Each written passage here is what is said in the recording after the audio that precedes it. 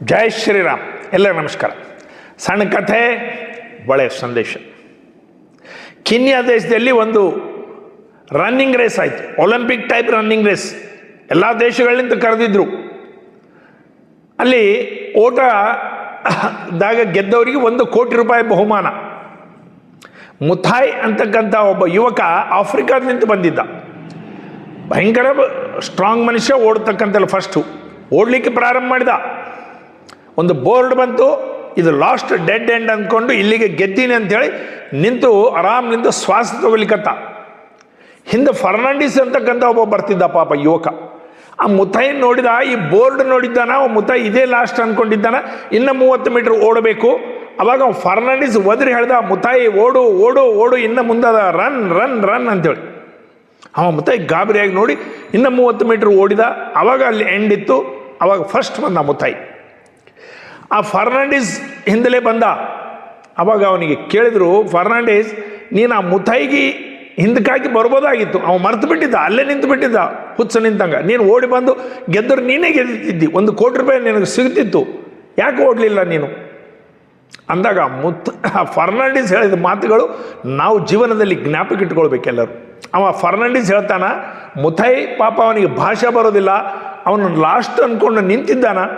ಅದರದ ಲಾಭ ತಗೊಂಡು ನಾನು ಓಡಿ ಗೆದ್ದಿದ್ರೆ, ನಾನು ಮನೆಗೆ ಹೋದ್ಮೇಲೆ ನಮ್ಮ ತಾಯಿ ಕೇಳ್ತಿದ್ಲು, ಹೇಗೆ ಗೆದ್ದಿ, ಏನೇನಾಯಿತು ಅಂತ ಕೇಳಿದಾಗ, ಅಮ್ಮ ಈ ರೀತಿ ಆಯಿತು, ನಾನು ಗೆದ್ದೆ ಅಂತ ಹೇಳಿದ್ರೆ ನಮ್ಮ ತಾಯಿ ನನಗೆ ಬೈತಿದ್ಲು, ನಾನು ಗೆದ್ದಿದ್ದು ಆನಂದ ಕೂಡ ಇರ್ತಿದ್ದಿಲ್ಲ.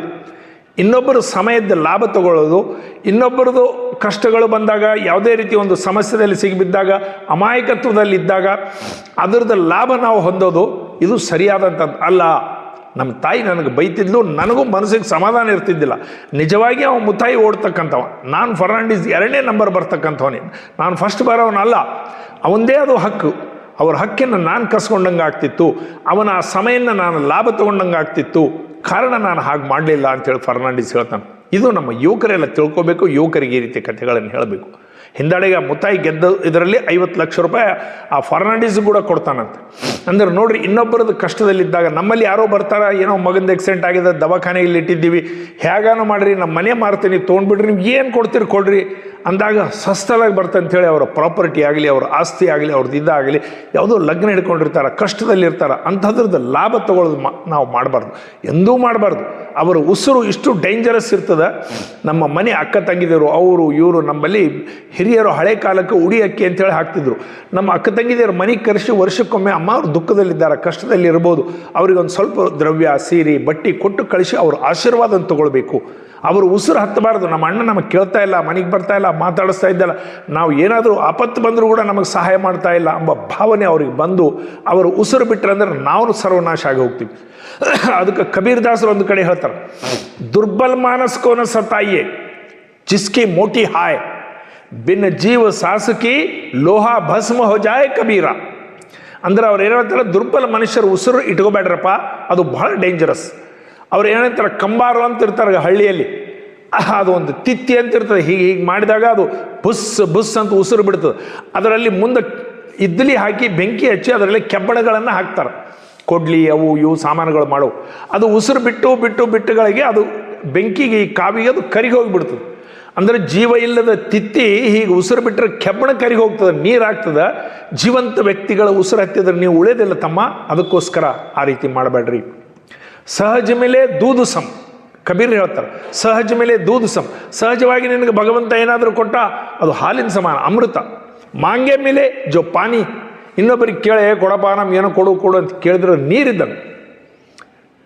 ಓ ರಕ್ತ ಸಮ ಜಿಸ್ಮೆ ಖೀಂಚಾ ತಾನಿ, ಅದು ರಕ್ತ ಸಮಾನ. ಕುಂಜಾಡೋದು, ಜಗಳ, ಗದ್ದಲಿ, ಹರ್ಕೊಂಬೋದು, ಮಾಡೋದು, ಒಡೆದು ಬಡೆದು ಯಾವುದೋ ರೀತಿಲಿಂತ ನೀನು ಕಸ್ಕೊಂಡ್ಯಪ್ಪ ಅಂದ್ರೆ ಅದು ರಕ್ತ ಸಮಾನ ಅಂಥೇಳಿ ಕಬೀರ್ ದಾಸರು ಹೇಳ್ತಾರೆ. किसी के लिए हो दिल में प्यार, किसी के दर्द को हो सके तो लेवधार, जीना इसी का नाम है. ಇನ್ನೊಬ್ಬರು ಸಲುವಾಗಿ ಸ್ವಲ್ಪ ಪ್ರೇಮ, 2 ಒಳ್ಳೆ ಮಾತುಗಳು ಆಡ್ತಕ್ಕಂಥದ್ದು ಜೀವನಪ್ಪ ಅಂಥೇಳಿ.